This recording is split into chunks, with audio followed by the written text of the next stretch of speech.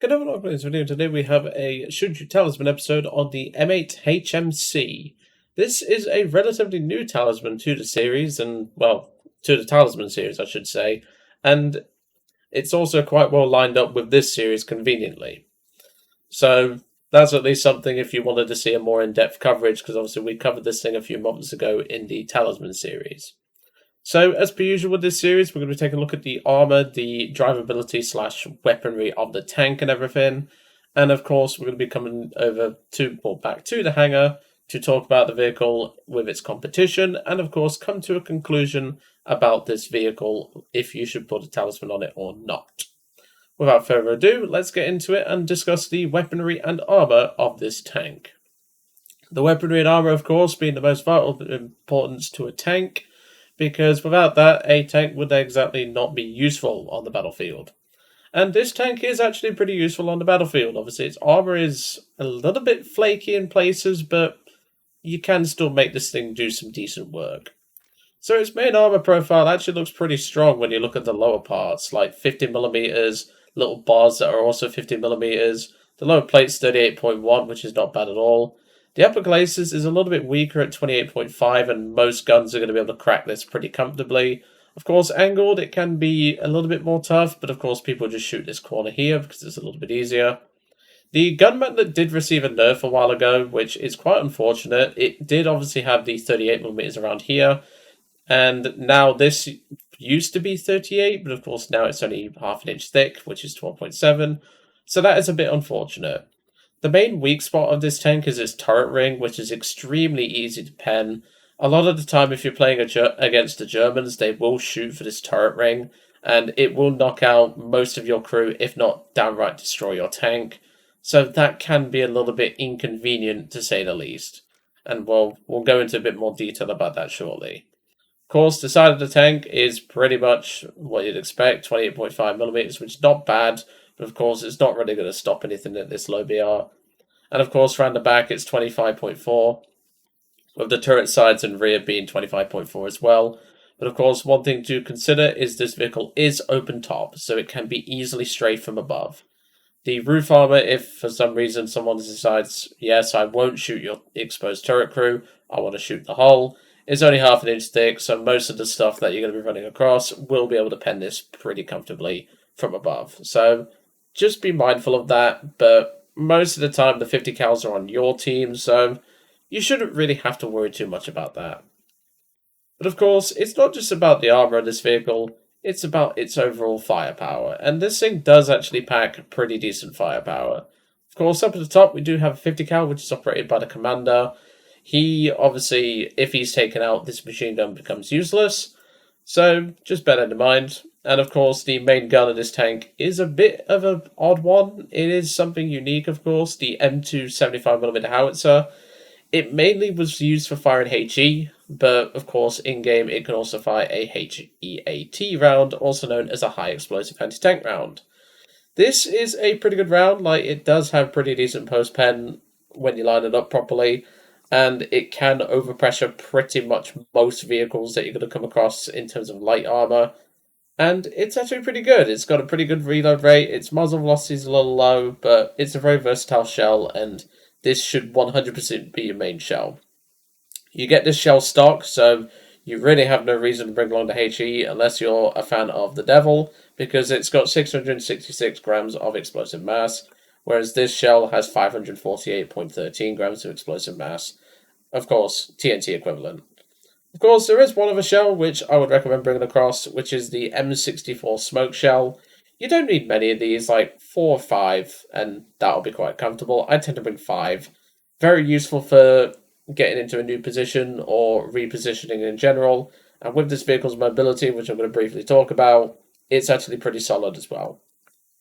And of course, the 50 cal having 31mm of penetration at 10 meters is also pretty solid, and it can actually pen a lot of the targets you're going to run into at around 1.3. So yeah, this thing actually is pretty good.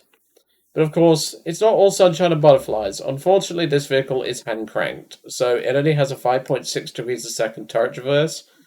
So it's not quick, but the mobility of this vehicle is really what helps it in this regard. You can really swing this thing around quite easily.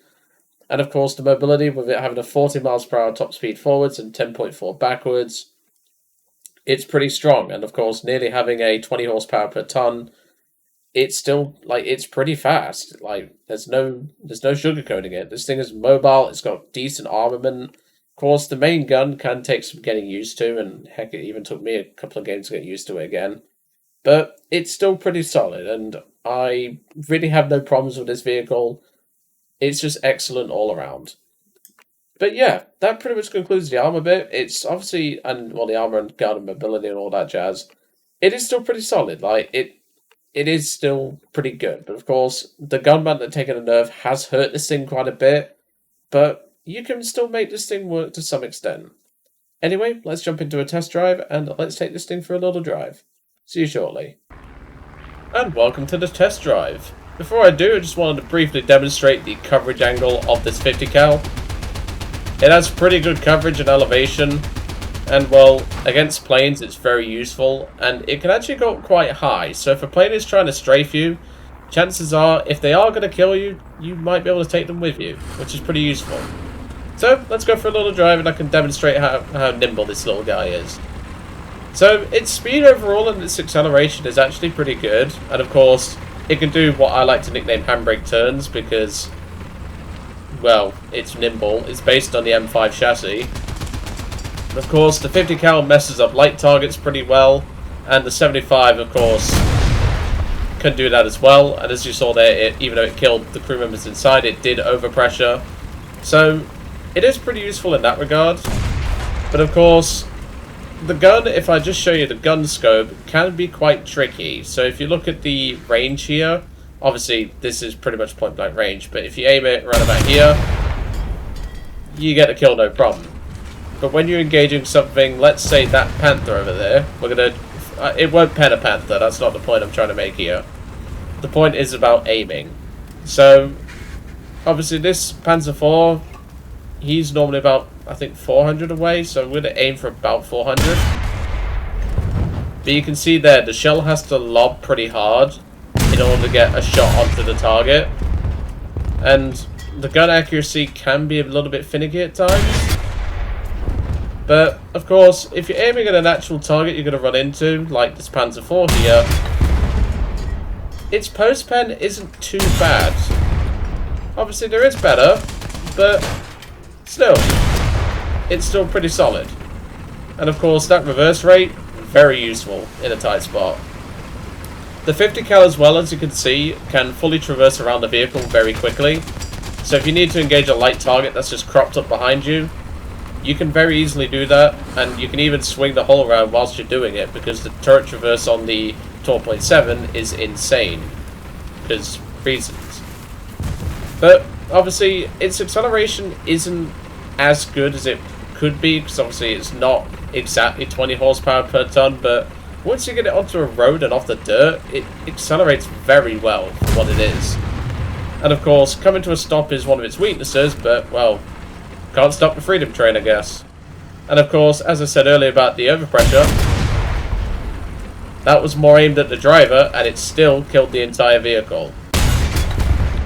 And, well, I'm just doing that to flex, because that's how good you can be with this gun once you get down with it. But its acceleration, its drivability is all very good. Of course, the turret traverse can be annoying, but that's why you swing this thing around on its hull. Because as you can see here, the hull traverse is really good. And, well, the 50 cal can swing back if you need it to. And, well, yeah. What can I really say? This thing is excellent. Obviously, for a new player, it might be a bit trickier, but once you experience and you get used to it, this thing is going to do some serious work. Anywho, let's head back to the hangar and we can discuss this vehicle's competition. See you shortly. And welcome back to the hangar. So, obviously this vehicle doesn't have a huge amount of competition. It's normally just the same ones that we've been covering so far in the series. And it's still pretty solid. Like, it obviously can do a lot of work in this regard. And it is a tough vehicle to, like, really say anything bad about. Obviously the turret traverse is one of them. The fact that it's got an open roof is also one of them. But other than that, it's just all really solid, and once you get used to it, it is definitely a very good vehicle in low tier at the minute. Of course, comparing it to its competition like the M22 Locust, the M3A1 and M3 Stuarts, these are obviously going to be better tanks overall to like get used to, like starting off in the game, because obviously the reserve is the M2A4, and you're obviously going to be probably bomb rushing these first, because you definitely don't want to bomb rush this sack of crap. But the important thing is that the M8 is just such a really good introductory tank destroyer. I really do think the M2A2 just needs to be moved to like a folder with the M2A4, like an optional research, and maybe something else like I think it's a Jeep with a 37 on it in the back. This would probably be more better than just having a random light tank here. This doesn't really introduce the tank destroyer line very well, because a single 50 cal, whilst it is good, yeah, it's not going to kill everything, as I said. And, well, the M8 would probably just be a perfect candidate to just sit here and replace the M2A2, because, well, this is a great introductory vehicle. Whilst it does obviously have its flaws, as I've covered, it is still an incredible vehicle to just have fun with, really. But of course, as I've mentioned about competition, it's really just the Locust and the Stuarts. The LVT can be a bit finicky, as you've seen in previous videos about it. And the M3 is a little less player friendly, but it does have the better gun for the job. So you do get a trade-off, like obviously this vehicle is even less armoured than the M8 HMC. It's even more open-top than the M8 HMC. But the trade-off is you get what is basically a Sherman's gun at 1.7, and I'm telling you, that gun can do some work. But of course, the downside of that is you trade mobility, you trade armour, and of course, the fact that this thing has pretty much an entire open crew compartment. But you do gain a bit of better survivability with one extra crew member, so there is silver lining, I guess. And of course, nowadays, this vehicle did get I think it was about a year ago, this vehicle got a reload buff, which it desperately needed. And yeah, this thing is now pretty solid in terms of a tank destroyer. So if you think this vehicle's not for you, maybe give this thing a go. And if this doesn't work out for you and you don't want to put a talisman on this either, I'd just jump straight over here and put it on one of the Stuarts. And that brings us to the conclusion of the M8 HMC. If you are looking to talisman a low tier tank, in my personal opinion, this is probably one of the best you can pick in USA. Obviously, the Stuarts are going to be more consistent, in my opinion, but if you need a backup for that, like you want a fun low tier lineup and you want something to bring along for the ride, this is definitely something I would consider bringing along, because trust me, this thing does some serious work. But anyway, I'm going to leave you all to it for today. Hope you enjoyed seeing the M8 HMC in action. And of course, the next vehicle in the series is, funnily enough, going to be the vehicle we just talked about, the M3 GMC half-track, which, as I said, it does have its fair share of benefits over the M8 HMC, but it does come with some trade-offs, which we will talk about when we get to this vehicle. But of course, it will be a plane next, as per usual, because we're doing one plane, one tank, so of course, it will be the next plane in the series. Anywho, I'll leave you all to it for today, and I'll see you all on the next one.